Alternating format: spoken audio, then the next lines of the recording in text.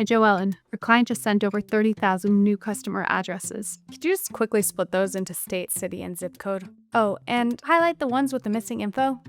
Cool? Sure, no problem. There, it's done.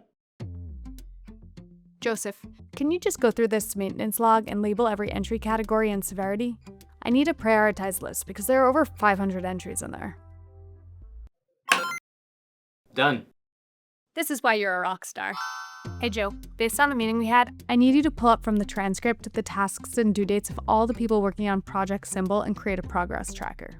You mean the 2-hour meeting we just had with the full 43-person team? Mm-hmm. All set. Amazing. I told everyone you got this. Hold up. Hey Jonah, I just got the final guest counts and contract statuses for all 50 vendors. Remember, our standard contract says over 500 guests gets $45 volume rate.